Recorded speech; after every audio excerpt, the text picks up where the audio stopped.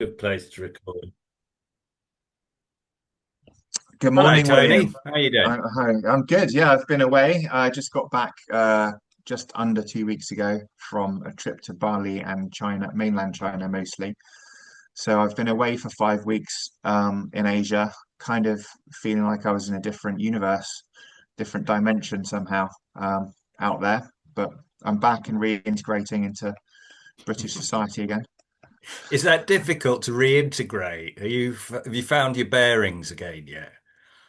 Yes, by finding my friends and the draft ale and the space to breathe and not be surrounded by overstimulation Oh, of numbers of people, heat, noise, smells, etc. so those 3 points, overstimulation, draft ale, and what was the first one? But they're all things that Well, the will. overstimulation is multifaceted because Uh, it's pretty busy and loud and hot and noisy. So. do you find that wearing? Is it challenging? Yeah, yeah. I mean, you do after a while. If you're of a certain personality type, you probably can do without like having, big crowds of people. I mean, and the heat as well. I was sweating a lot. It was very humid out there. So within a few minutes, I was wringing wet. From all the sweat, and it doesn't really evaporate because the humidity is so high. So going from aircon to aircon. I lost quite a lot of fitness, which was also something, you have your routines, don't you? So I would cycle Yeah. twice a week, play squash once or twice a week. Couldn't really do that out there. I was finding gyms and intermittently doing some work in the gym. Um, Couldn't you find a mountain to yomp up? Isn't that part of what you do in tourism or touring? we didn't really yomp up any mountains. We got cable cars up mountains. I did find one set of 999 steps in where was I? Zhangjiajie in Yunnan province. Which Avatar has those. Have you seen the film Avatar and Pandora with their columns in Pandora that seem to be floating in the sky? Yeah, yeah, I think Yeah. that does sound familiar. I've seen Avatar. Yeah, a lot of the filming of Avatar was in Zhangjiajie, so we went there and so we were surrounded by those limestone casts, and that was one of the more impressive places we visited. But then obviously there are the people with flags, the tour guides with their megaphones, always speaking in and getting the crowds of Chinese, mostly tourists, following them insistently, telling them to hurry up and come here and do this and do that, whilst they all follow instructions, which speaks to the conformity thing that we might get onto, perhaps. Were you part of that? Were you following We flag? had, so we were in, this is after Bali, where I was with the girls. Um, Landed in Shenzhen on July the 3rd, spent a few days there, and then um, went with Helen and the girls by plane from Shenzhen to Zhangjiajie on the internal flight, China Airlines. So, and then we did about 2 weeks of traveling, and we had a private driver who was driving us around Zhangjiajie. Then we flew to Lijiang, where we had another private driver and hotel set up, paid for. And he dealt with us then in Yunnan, where we went from Lijiang to Shangri-La and then back to Dali, um, and had lots of interesting experiences there, all of which is on Facebook. If you look at my Facebook page, you'll see lots of photos. Yeah, I did. I think I've probably seen most of them. They looked interesting. Very different to my life here in Stratford-on-Avon, I suppose. The things that you were showing us. Yeah, Yeah, but a good reminder, it helped me with my Mandarin a little bit, being immersed in Chinese culture once again, and also reminded me of the speed of technological progress. Having last been in mainland China 2 years ago, again, I'm sort of immersed in the daily life, getting around. I can't rely on English apps, British or American apps, like uh, you know, as much. Also, I felt a bit locked out. There's a bit of a digital divide because I didn't have Weixin, so I didn't have WeChat Pay and or Alipay set up whilst I was out there, which made it a little bit difficult to freely just buy things. So my workaround was just having the exact amount of money. They still do accept money, but they don't often have change. So that's a bit of a problem. What sort Um, of things is that you're buying? Like using cash? What was that? well, I Buying obviously a can missed of my Coke coffee, or being what? a big Yeah, coffee lover. yeah. Um, uh, I would need to. When I was in Shenzhen, it was fine. So I've got the cafetiere and the coffee in the bag that I can um, brew up and get the milk from the local convenience store. Um, but when I was traveling, I'd have to go to Luckin Coffee and various other franchises. So coffee's growing in China. Starbucks has been outgrown by Luckin Coffee. I read up on that a little bit. So although Starbucks is still everywhere as well, it's probably double the price of the other local companies' coffee, which is the same process being followed of brewing coffee. They tend to put bubbles in there, like bubble tea. Yeah. They tend to put those in and make it a bit weird and fancy. And I Do you just want a now have standard bubbles in your latte. coffee? No, Have you got brought no, bubble machine back to put no. in? I just wanted a standard coffee, usually hot, usually either a flat white or a latte. So, as long as you know how to say those two things in Chinese, then you're fine. Um, How'd you say and flat white in Chinese? um, uh, I'll buy, I think. I'll buy. Oh. How Or is it I buy, something like that. they got I it think it's though. I buy. Yeah, I buy. I'm sure they'd know if you go and say something close to it. They'd be aware of what eBay, you're I at. buy. Yeah. How Yeah. much is a coffee at the in like that shop that you were talking about? It's Uh, around about 20 yuan, right. somewhere around there. High teens, 20, low 20s. If you go to Starbucks, it can vary between 40 and 55, depending on where you are, whether you're in a city or more rural, whether you're in a shopping mall, you know, or out in the middle. God, Usually it's they're a quite shame. noticeable, but Yeah. and you've got obviously the three different sizes, and you start Yeah. at 40 and you go up to 50 or 55. And sometimes it's more like 30 up to 45, sometimes it's more like 40 up to 55. So there's price variation, as you might understand from economics. I would do. I'm just thinking from my time in China, from, sort of starting in 1985, what's that, 40 years ago, from 40 to 40, 30, 20 years ago. Like, you're probably looking at one or two renminbi if you could find a cup of coffee anywhere. But I mean, you wouldn't have found it anyway, certainly You not. wouldn't have found it. The culture wasn't there back No, then, but no. it's very obviously there now. Everywhere you look are coffee outlets. Is it But like I trending? say, there is this digital divide, so it feels Yeah.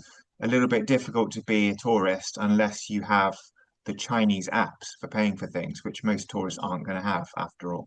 Yeah, of Um, course. And do you say most places will take cash, although they might not have change? yeah, And um, I had that experience a few times to begin with. Like, oh, here's my 100 yuan note, and they're looking for the correct change and they can't find it. Therefore, you walk out, or they sometimes go to a neighboring shop and get the change and sort of yeah, are accommodating, or you do that. You just go and because if you go to a convenience store and you're always buying things, I was using Helen's Chinese phone and just saying Sao or Wo Sao Ni, like it's the scanning of a QR code basically, and yeah. it automatically deducts that from the Chinese account that's linked to WeChat.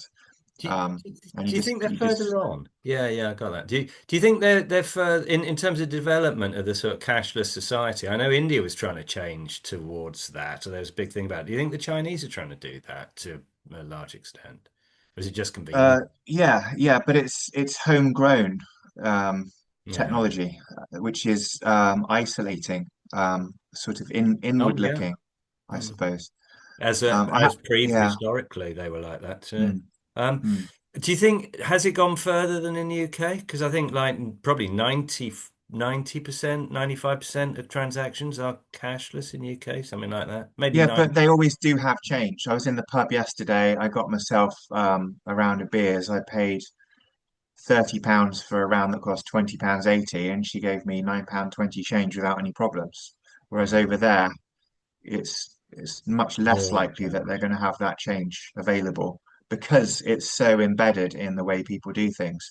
Just the digital economy is much more deeply Yeah. embedded in Chinese culture now. Are they more efficient for it, do you think? Do you find that stuff work more smoothly? Probably. And the other very noticeable thing is everyone's constantly ordering stuff and getting them delivered by people on motorbikes who come and deliver it to the room. It can be something even as simple as a bottle of water. You can just get that delivered to your room. Like just like 2 liters water or coffee. Luckin coffee was delivered to my room. Um, it's just everyone's doing it, from the Are they poorest to very the richest. so they're very localized versions of like delivery service. I mean, I guess they do the whole So lot. they'll be using an app. They'll be ordering from a local store, which is doing food or doing drink, whatever it might be. It can be goods as well. And you're getting a delivery within 20 minutes most of the time. And a person is going to deliver those things and ring your doorbell, and there it is. And you Are just take it off shops them. closing You're as a seeing them result? everywhere. It's like there's an abundance of human labor, but it's Yeah. digitized in that way. Yeah. It's all set up. The infrastructure is all set up as a digital operation. Hmm. And are shops closing like they are in the UK as a result of this, from what you could see? Or you're not sure? I think Starbucks is losing market share, put it that way, and Yeah. the Chinese homegrown companies are picking up. Um, and I heard that that's happening in Hong Kong as well. I have a friend from Cambridge who I met up with in Shenzhen, Oh, um, who studied law at Corpus Christi. At the same time, he was on my squash team. So Paul, we met mm. up. He works high up in government now, mainland government, but he lives in Hong Kong. So he was giving me a bit of an insight into um, how things work. There was an interesting difference actually on a different topic that he highlighted between the way Hong Kong rich people do things and the way mainland rich people do things. Guess which are the more shouty and have poorer etiquette from a Western perspective, at least. Well, traditionally, been having spent more time in Hong Kong, I would say that the Hong Kong people certainly accuse the mainland of that. Um, uh, but and from my experience, I guess generally the mainland have had less sort of exposure to cosmopolitan or international standards. But are you going to tell me this is changing? No, no. Yeah. So he had to sort of encourage his friends, rich friends, even billionaire friends from Hong Kong to be more forceful when they're asking for service, when they're at a dinner with other rich people who happen to be mainland Chinese, who all get served before they do because they're being louder and more assertive, should we call it, in getting the attention of the Fuyuans, the waitresses and waiters. Um, and the rich Hong Kong people are there meekly putting their hands up and politely asking for service and being ignored. So there's that cultural difference, I suppose, which we might attribute to lack of manners, but actually it's pragmatically how you get things done. And as soon as I went across the border, again, I had the same thing when I lived there 20 years ago. It feels somewhat more like home when I go to Hong Kong. I feel more at ease. Somehow, oh, I've landed somewhere a bit more um, ordered, a bit less Mm. chaotic. Uh, Somehow I can breathe a sigh of relief. That's my immediate feeling. Don't know if Yeah. you can empathize with that. Oh, very much so. In the 1990s, working with the company making mobile phones, and standard home phones. We'd go over the border to Shenzhen from Hong Kong. We'd sort of get bussed in for the day, and yeah, it was that there was that feeling of like returning to civilization a little bit. Obviously, Mm. 1990s. That was not long after. Yeah, Shenzhen was being built then, so it was like very Yeah. dusty and kind of challenging environment, really. The roads were generally being built, which I imagine they're But better. I wasn't digitally locked out in Hong Kong either. I could use my MasterCard and use that like an octopus card on the subway. You literally just scan your MasterCard and it lets you through, and then you come out the other end at the next station. However long your journey is, it automatically takes that amount of money out of your, MasterCard account. You can't use MasterCards in mainland China, whereas you can everywhere in Hong Kong. So it's that much easier just to get around, and you feel like it's more inviting and more welcoming as a result Yes. because you can function without depending on other people. Yeah. Well, can we sort of go into that in a bit more depth? Do you think that is the mainland sort of trying to assert its own cultural standards and tell the West that we don't need you so much, do you think? Or I think that's fair. Yeah, I mean, why is Google banned in China, mainland China? Why can't you access YouTube? Why can't you access Facebook? Why, all of the big four American companies are, unless you have an eSIM or a VPN setup, um, inaccessible in mainland China. So you're not really meant to be using those resources. But I was kind of dependent on Google Translate to look at menus, read menus, and sometimes translate between me and someone who I'm trying to have an in-depth conversation with in Mandarin, because my Mandarin's not strong enough to go beyond a certain level of conversation. Mm. So using my eSIM, I was able to use Google Translate, and I was able to use Apple Maps and get around. Um, but as soon as you connect to Wi-Fi, all of those things become inaccessible again. So I was using just an eSIM to be able to function. As soon as I, so it's pointless having Wi-Fi Yeah. because you just lose your functionality. Right? Uh, Could you get uh, English language stuff with Wi-Fi? Or was it just really limited? I mean, the no, big four you say basically, are like Facebook, Google, what else? Twitter? Apple. I mean, Amazon doesn't Okay. exist over there either, really. So Yeah. um, yeah, But you so could get English those big four. language stuff, like get limited access to it, I suppose. So what I'm saying is, with my eSIM, I can still access all of the Western apps and websites that I'm dependent on. And as Yeah. soon as I, um, you know, erroneously um, connected to Switch to Wi-Fi, Wi-Fi. all of that became inaccessible. So what's the point of having Wi-Fi? Because you just can't use anything. Um, Locals, I guess, or for yeah. controlling from the authorities' point of view. Where do you get your eSIM? Do you get it? Can you buy them locally there as a foreigner, or Uh, you need a passport? Trip.com um, So you has got it from eSIMs. here to take there. So basically, you can download an eSIM whilst you're in mainland China and activate it in mainland China on Will Wi-Fi. Wi-Fi let And you? then you disconnect from the Wi-Fi, use the eSIM, and you can use everything again. Um, yeah, this is another interesting tension that I saw in all around, because we were not only in Guangdong province, we were also in Hunan, which is fairly central, and Yeah. Yunnan, which is central but to the west. Uh, and yeah, it's kind of rules are there to be broken. It's that sort of idea. It's kind of like there are rules, but then people For don't really, foreigners or for locals? for everyone, for for for locals. I mean, Really? maybe it partly explains why um, there's this culture of having to increasingly raise your voice to be heard. It's because people don't pay attention until the volume's at a certain level, and then they're reminded that actually they do have to now pay attention. It's kind of that I think that's a little bit embedded as well in Chinese society is that they're not calm, they're not like low volume because they've learned to ignore everything until a certain volume level is reached, and Yes.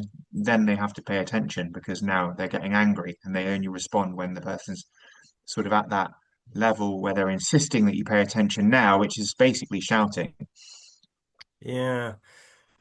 Yeah, I have found this teaching here in England that the mainland students do tend to be less socially aware or less aware of Western etiquette, and they often are louder or they're, uh, I suppose, less polite, and it can cause tension. I mean, is that, Yeah, there's the queuing thing. When you're getting onto a yeah, subway. When I was at the customer service desk, getting my subway token or ticket, which would have a QR code which I scan. There's a lot of facial recognition technology everywhere, which we can talk about as well, which is not something you have so much in the sure. UK.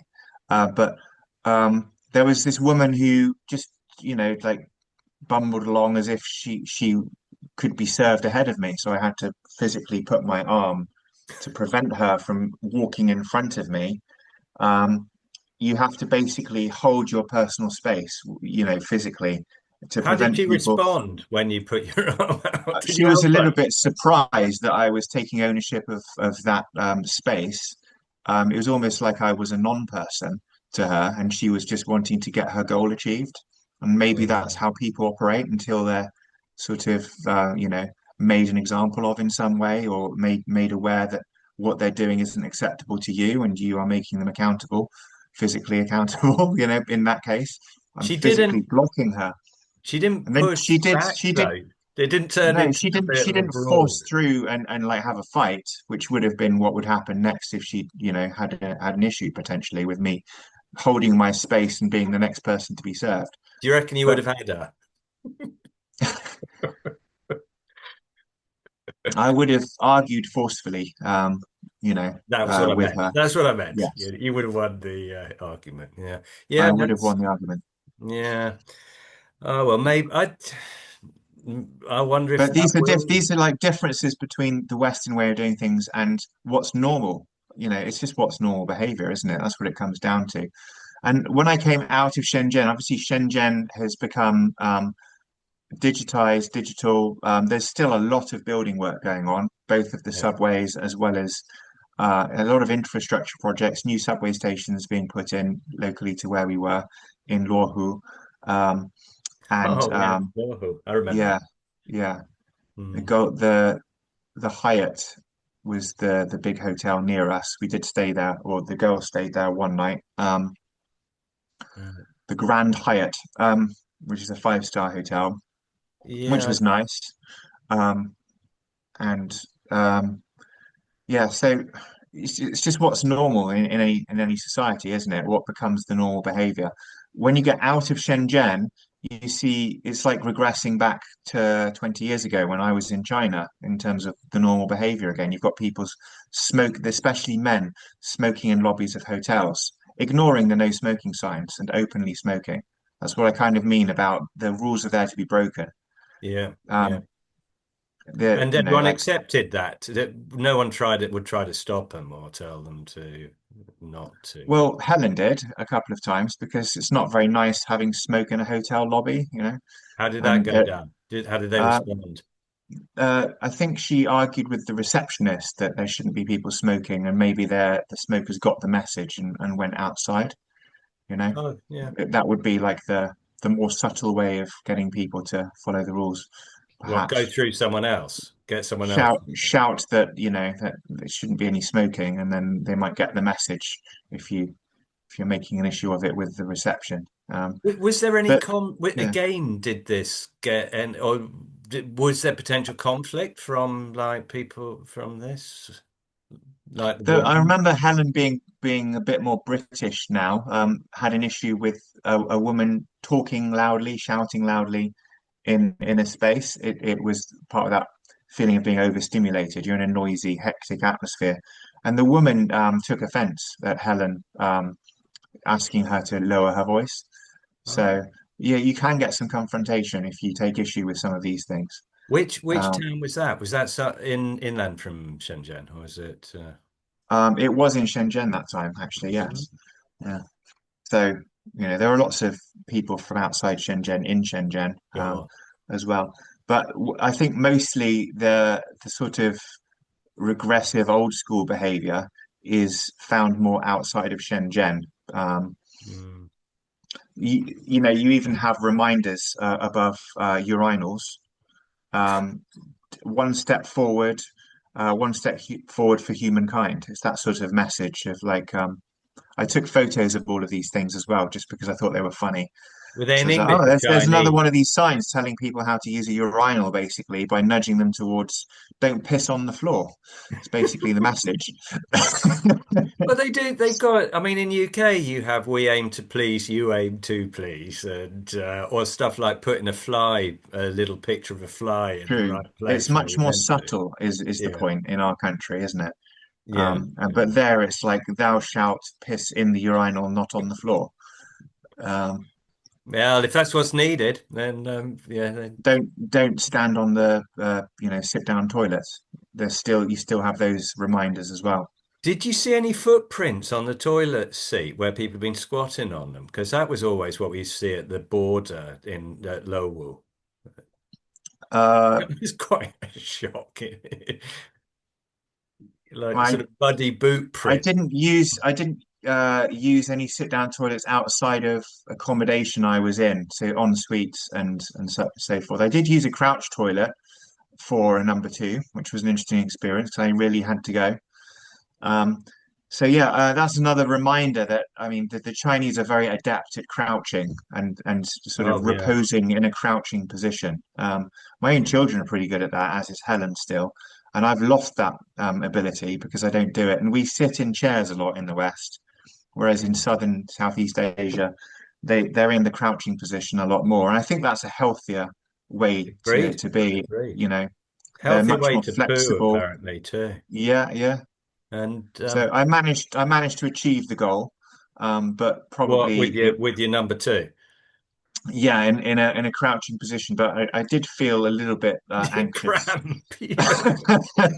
that you know I had to get this done quickly, rather because it wasn't a Yeah. natural position that I normally find myself in whilst doing this. You got to secure I your might be phone having a as coffee well. or reading a book in normal Yeah. circumstances. No, you want Don't to really have that. Can't really you be got to doing that. secure your phone and your wallet too with those Yeah, toilets. They can you need to be. be aware of where your trousers or shorts might be. Oh God, yeah, yeah, with the puddles there of whatever. And the hygiene related matters of the hole in the ground area around it and so forth. There's a lot to think No about. discussion of China is complete without going there, is it really? But anyway, yeah. Glad It's to just hear it hasn't. these are all parts of normal life though in China, and that you have to consider these things. You don't normally even have toilet paper or soap in you know, Do you want to washrooms. explain more about that, or should we move on to another And topic? it's just what's normal is different in China You versus here, bring your and you have to tissue, I take you it. You're not bring going your to tell me tissue, but anything also grosser maybe than bring that. your hand sterilizer as well, or your Yeah. hand gel to wash your hands properly afterwards. Realize that the floor is dirty, and realize also, I mean, the eating behaviors. You have to sterilize your bowls, have to sterilize, you know, Oh using yeah. tea and boiling water.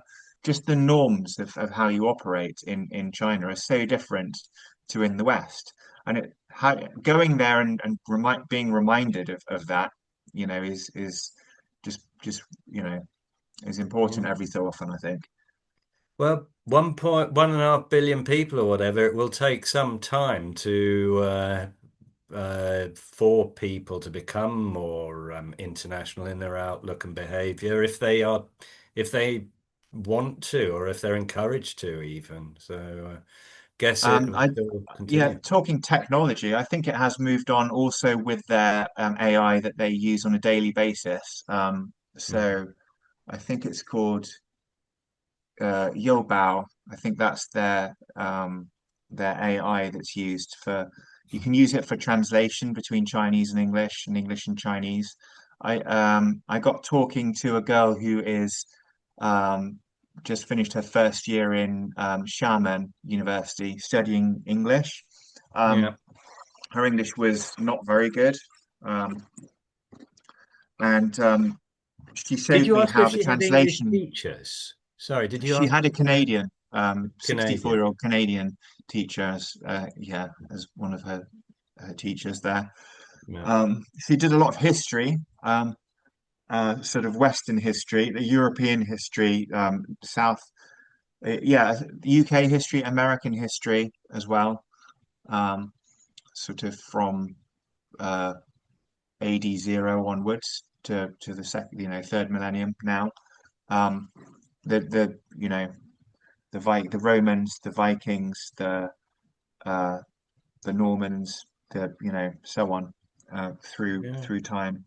Um, she wasn't completely clear about each of those things, but she managed to communicate that they do study these things. I've Do you think that noticed was at that the school or standard at of oral English university? is still very low, Yeah. though. Yeah. Was that at That's school or hasn't university moved on. she'd done that? University. She's at She was university doing the history. studying English. Yeah. Did she feel she was sort of going against central, was she a bit of a rebel in doing that, do you think, or was it fairly standard studying British and Western history? It's part of the course that they learn. I guess I'd have to look at their curriculum to see, what angles they have on all of these things, So and she how did she how give they any teach opinion on European and Beijing? British history. Yeah. Did she give any opinion on No, Beijing or no, like or Chinese structure? we didn't go in depth into any of those things. No, Yeah. Yeah. but she did show me how I could have a chat in English with, I think it was called Yobao. Um, uh, and it had an American accent. And I tried to manipulate the AI to speak British English, and it pretended that it was making an attempt to speak British English, but it was still speaking American English the whole time. And Really? it was trying to convince us that it was speaking British English, and said no, it's always American English. So the training data is all American English, I reckon, for that. But like I'm saying, the standard of oral English is really poor still. They don't really get tested Really? on oral English. Um, Yeah. in as part of the Gaokao, outside maybe of the main cities, they might do it in Shenzhen, in Shanghai, and in Beijing, but they Do don't you really know have that? it. Have you checked if Gaokao does include English? Do you know that? Do they what? Sorry. I'm wondering, does Gaokao actually include English? I mean, are they I think it includes English, but is it just written? from what I could tell, reading, writing, and listening, and not speaking, Yeah, unless you're in the big cities where Koyu or spoken English is tested. They don't have the infrastructure for teaching spoken English, which explains why spoken English is so poor still in mainland China. yeah, I mean, yeah. it's much higher standard in Hong Kong, um, Yes. and noticeably so.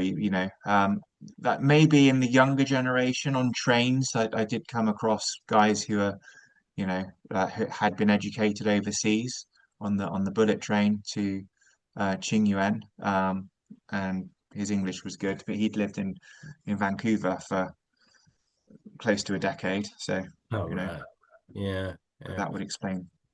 How about the public attitude to authority? I mean, I'm not sure whether you would have got any in-depth feeling about that, but do you? And in the south of China, it was always some distance from Beijing, and people were a little bit freer and quite open to discussing their objective views on it. How did you feel about that? Did they all like Beijing, as far as you're aware, and think that I things were didn't going go well? into any like deep conversations about politics, religion, any of those sorts of things really. Yeah, I was just trying to survive on my own terms. yeah. Um, but yeah, I mean, I was reminded of the chaos, the noise, the the mopeds sharing uh, the pavement, having to have the peripheral awareness all around you at all points, Oh, because yeah. otherwise you get knocked over by people or vehicles or whatever. Dangerous society. But in general, everything involved. I mean, coming back to that idea of facial recognition technology is everywhere. So to get in and out of the office block I was staying in, Helen's apartment on the ninth floor, it would see my face and open the entry barrier for me to walk through. Um, to go to Zhangjiajie into the national park, I was being facially recognized after my passport was scanned. There's a lot of passport scanning going on for foreigners. You're using your passport everywhere you go. So at every moment, they knew exactly where I was. I got that feeling, Wow. because they're using facial recognition everywhere I go as a passport to get through, and the passport itself was required to buy tickets for most tourist destinations and hotels. Um, so How at long does every it take? moment. How long does it take to set up like the facial recognition? Is it just your face is it it's not based on the passport picture, is it? Or is just like you you take a photo for any entry thing and then that's used afterwards or what? Yeah, it's a good question as to whether the photo from passport control is shared with other systems. I'm not sure about that. How to what extent do systems talk to each other is a good point. I don't think the office block that we stayed in, the World Finance Center, uh, Building B to be specific, um, is I don't think that they were, because the barriers wouldn't always open. Sometimes it wouldn't recognize my face. I think it was an older technology, a little bit um, less functional than the top-notch facial recognition system used to get in and out of China. What did you Uh, do to it when it didn't recognize? Did you have to gurn it there were two or barriers, so I tried that one, and then I try that one, and if it's a red cross there, it was usually a green tick on the other one, and they kept swapping around. And I was quite interested in it because obviously it didn't always work. So why doesn't it always work? Is it because I is white? I don't know. is that how white Why does it people work for speak? the Chinese and not for me? Does it not work? Yeah, Does it not recognize Western faces? I was going along with that sort of way of yeah. thinking for a while. Did others have similar issues about it being sort of on and off in its No, functionality? it's just me. Oh wow. I don't know why. And that was at the Sometimes the guys with the yellow helmets who are delivering food, they wouldn't be recognized because they don't live in the block, but then they'd just be buzzed through by the security guards who are just basically sat there the whole day. There's a lot of people sitting around doing not yeah, very much, isn't there? yeah. But they're meant Still. to be So, efficient, and yet they are there is a lot of waste, isn't there? yes. There's a Mm, lot of bowans standing around, which is like a certain type of traffic police. Don't seem yeah. to be doing much. Um, there's a lot of whistling going on as well, and in some places where they're sort of being ignored by most people, but they're just standing around whistling a lot. To attract attention or for I musical purposes or what? to direct traffic and people, I think, but you Yeah. know, Did with you whistle varying at them? success. Um, no, not so much. Ah. No, I was whistling to have conversations with the birds on occasion. And how did they respond? The budgies were always very interested. Um, Oh. yeah. So the caged birds that I came across, I would sometimes get some engagement from them and have a back and forth. Mm. How did you feel it was a bit over intrusive, all this AI and sorry, the facial recognition and stuff? Or did it look like it's on the way to becoming like overly Everyone controlling? accepts it. Everyone is used to it. It's just normal. So as a Westerner coming in, because it's new, it's kind of like, oh, it's that again. Oh, it's that again. But then I suppose you just get used to it and have to accept it because that's just the way that it works over there. Um, Mm. you're in a different line as a foreigner as well as you re-enter, where as you leave and as you re-enter mainland China because you're a foreigner, um, which slows down the process compared to everyone in the e-channels, with their Chinese passports who just basically boop, straight through. You're in a queue of foreigners and being more manually processed, which involves facial recognition, them looking at your passport and checking that you are the person on the the photo and your visa as well, which you need to have, as well as these specifically four fingers on the fingerprint machine. So there's a lot of biometrics. So it is quite, Yeah. quite a lot more than we're used to. Um, but again, that's just how it is. You just get used to it. Yeah. Um, Yeah, that has changed. I suppose it's not surprising considering that they're creating a lot of this technology themselves or are building And it on. is homegrown Yeah, technology. That's the thing. It's yeah, got its own market, its own soon to overtake the West market, you can say. And we don't know much about it as Westerners, but they've got their own Western versions of all of our like Amazon, Facebook, all of our AIs like ChatGPT, YouTube, TikTok. They have their Chinese versions of all of these things, and yeah, they're much more used over there than our Western ones are. Partly because the Western ones are inaccessible and banned. They are accessible if you have the VPN like set up correctly, but basically yeah. they've got their own homegrown versions of everything that we have, and they're outperforming us with so many of our own technologies now. It does They're that versions that of them, I yeah. think. It brings up questions about like the Chinese embassy in London that they're worrying about what they're using that for in terms of like the underground facility they're building, and also the UK reaction to Huawei when Huawei, a Yes. few years back that they welcomed Huawei in, and then suddenly it was they're all gonna, they could take what they want from us if we let Huawei allow Huawei to be a basis of our systems here. So Yeah. Yeah, uh, digital infrastructure is important and it needs to be homegrown to be secure, I would say. mm, That's probably true. If you don't want espionage type stuff or worse, hacking going on. yeah, sure. As part of the or related topic, how what was the attitude of the Chinese to foreigners there? I mean, you were waiting, and they obviously treated you just like you're a non-person in the queue, or went in the That non-queue. particular woman did. Yeah.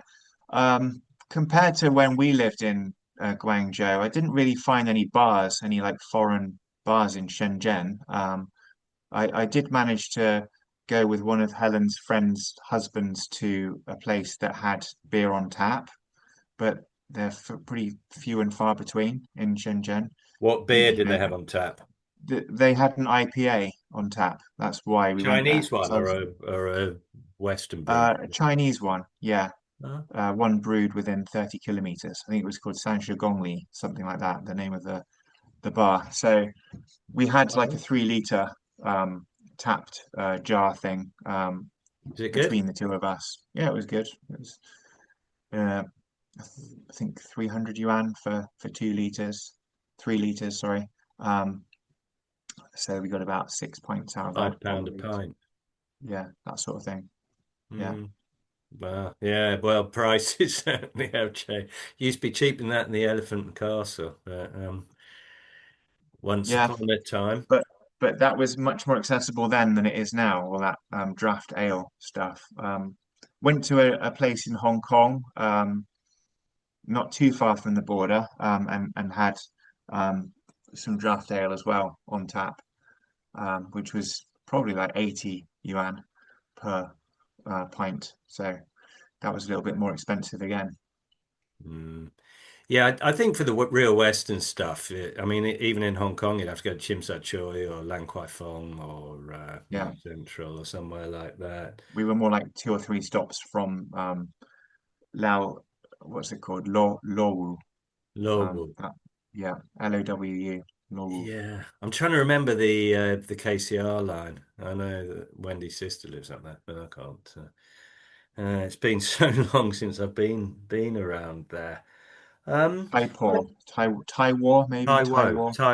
Taiwo. There's Taipo Yeah, marshes, Taiwo. famous for Yeah. birds or something like that. What did they think of foreigners? How were they? Were you because historically foreigners were like some were respected largely and appreciated, certainly put on a pedestal, object of curiosity. How did that all feel? Yeah, there were some people. You get the usual comments, "Oh, your Mandarin's so good," and Yeah, you occasionally hear people saying "Lao Wei," all that Waigor and stuff in the background. But in Guilo. Did you general, hear Guilo? not. I didn't really hear Guaylo so much. No, Yeah.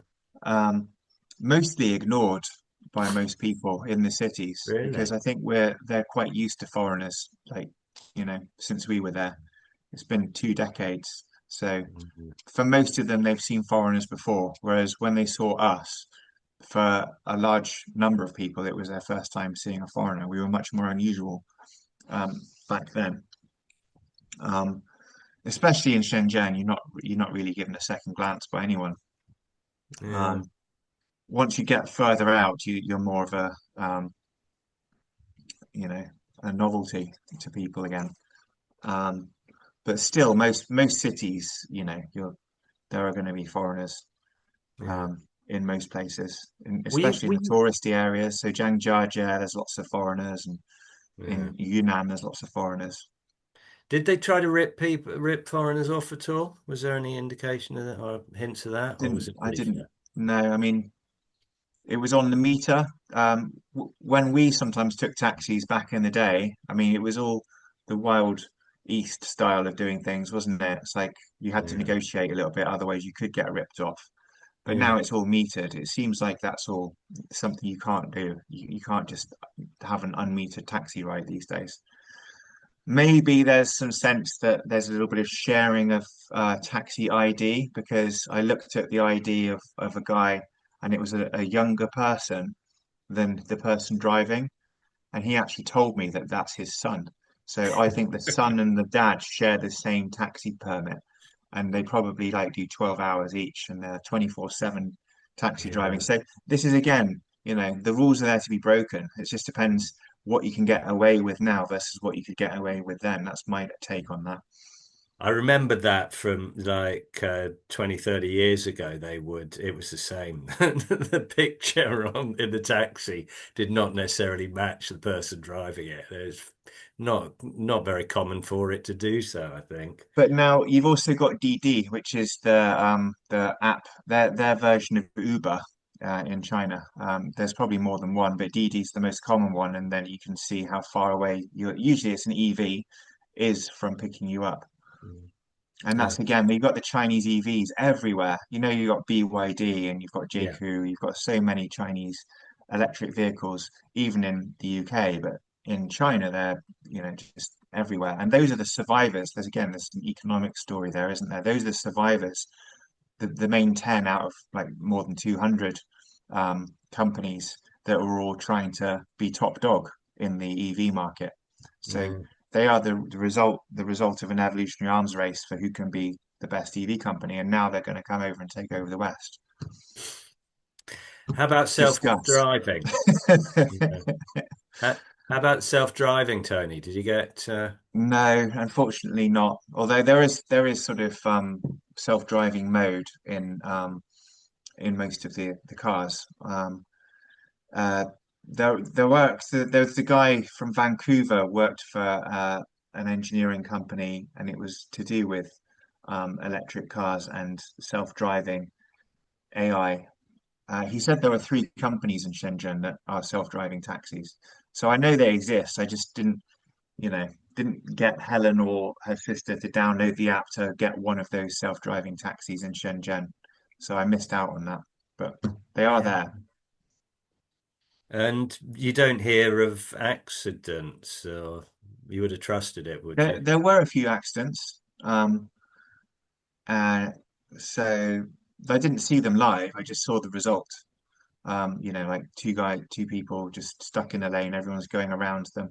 Lane markers. It doesn't work the same as in Britain where people stay in lane. Like the drivers are all over the place in China. Like sometimes mostly in the middle of two lanes. Um, Whole hodgepodge of chaos going on, but somehow it still all works.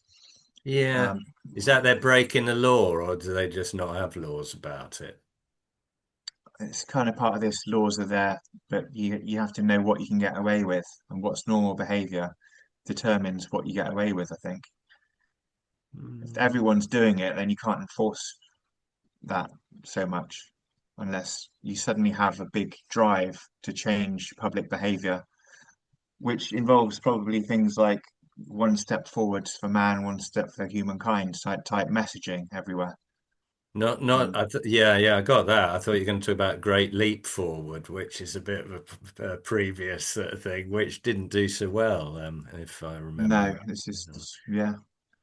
So yeah, I mean, CCTV is everywhere in the hotels. You know, all the channels are CCTV. Yeah, we went as Shangri-La was 3,300 meters. That's got a bit more of a Tibetan influence up Yeah. there. We got to see more of the minority way of doing things. I think the government is trying to showcase the minorities and give the impression that this is part of the cultural diversity that China is embracing. Um, to what Mm. extent they are preserving the cultures or using them as marketing tools, you know, that or try. I think there is a drive to sort of include the minorities and give them some tourism income, and there are, you know, altruistic motives, but at the same time, you know, their lives are changing. The minorities' lives are changing over time and becoming part of the great economy. Um, so yeah, we did go to um, one of the local minorities. The where was that? That was in Lijiang, where we visited, where an American came over and studied the writing system of the yeah the local people, um, which was sort of hieroglyphs based rather than Chinese characters. Joseph something, Joseph Rock. Does that ring any bells? Don't know. I'm thinking of a Joseph who was involved in Chinese. 1920s, 19 he was there from the 1920s through till the late 1940s, working for National Geographic and Harvard University, sort of doing ethnographic surveys. But when he got there, he just turned from a sort of National Geographic journalist, photographer into someone studying the local religion and the local, you know, language and culture. And he got carried around by servants raised above, so he could pretend he was like a king. So that was his perspective that he'd be treated properly if he was carried on people's shoulders in that way around the place. Joseph Rock is worth looking up.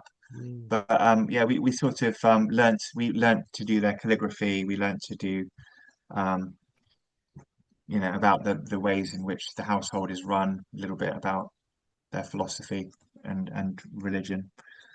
So, but at the same time, it's, you know, it's not it's no longer if you've got these representative touristy sort of homesteads, it's not really anymore um, what it used to be. It's just a, you know, a shell of what it used to be.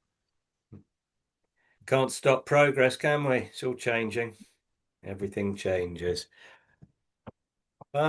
Yeah. Well, I don't know. I'd love to go back there, but I don't know if I could face a 12-hour flight or even a 10, whatever it is. 13 and a half it was from Hong Kong. Yeah, And I whilst you really had a don't drought over fancy it. here in England, I mean, it was very hot out there, but also very humid, and you had the downpours. Most Yeah. afternoons you've got the downpours because it's subtropical out there.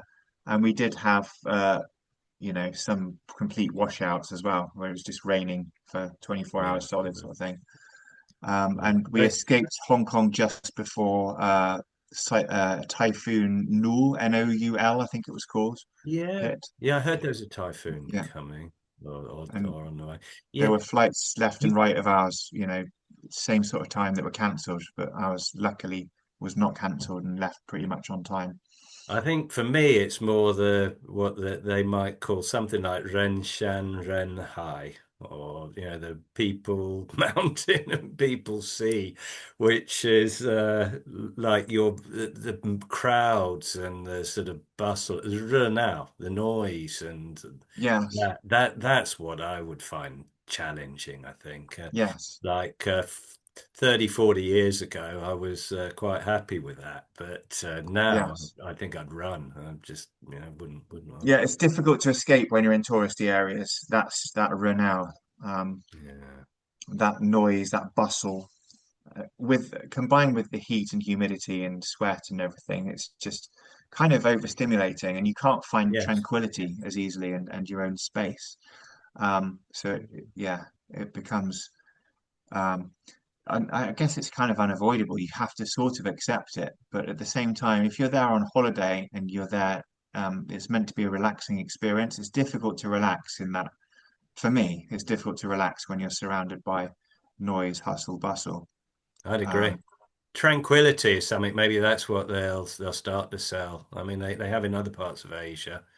I think the sort of there retreat. seems to be this just I guess it speaks of conformity, but everyone's following that flag, and that person just can't shut up. Basically, I just like want them to stop talking, stop shouting, just give people a chance to see with their own eyes rather than tell them what to see.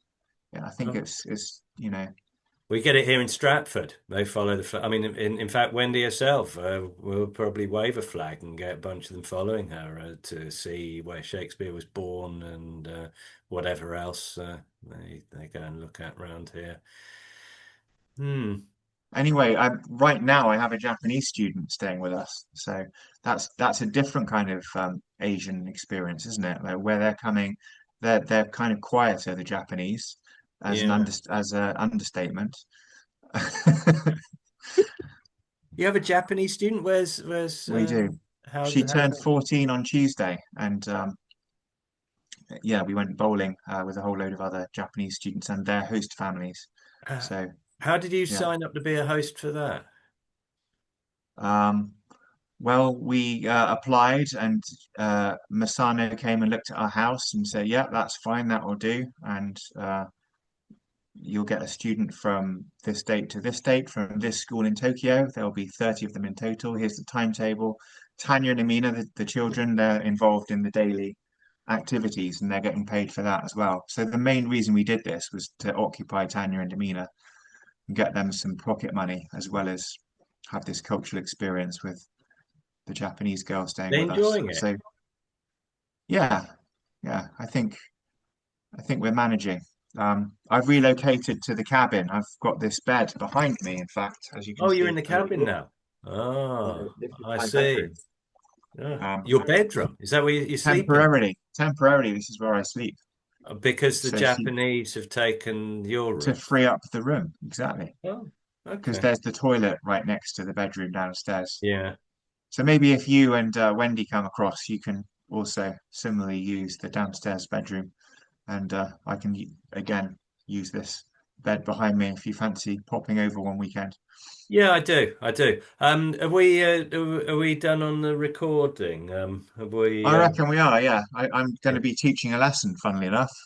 in We three talked a minutes? lot about cultural experience, which I think is useful, but maybe Yeah. next time we can try and relate it to the Chinese mentality when it comes to education and, because it's a modern update, revisiting Yeah. the country that we know so well from the past is just a reminder of what China's like now. Um, Yes. Yeah. Well, People I from haven't. I different mean, backgrounds I lose have, track of it. I mean, I haven't yeah, been in Hong Kong for over, I don't know, probably since over 15 years, and I haven't been in the mainland China for in mainland China for not much shorter period than that, about 12, 14. probably due a return visit then. I'm frightened of those 13-hour flights, Tony. Maybe with if with the right medication that could knock me out, I could cope. I But did sleep most of the way on the way back. It was a 13 and a half hour flight. I got at least 8 hours sleep on that flight. So it depends how good you are at sleeping in you know, a flight. I'm not. I'm quite sort of highly strung or tense or something like that, or alert to the baby squealing and things like that. A light Anyway, sleeper. All maybe, right. Well, maybe. we'll check in next week and follow up on this and Yeah, maybe think about what we've learned and how we apply this information. yeah. I'll look at the stuff we were looking at earlier. I'll try and develop more question, like about attitude education and about their attitude to education and I don't know, and orthodoxy, conformity, English, these kind of things. Yes, We'll yes. build on that.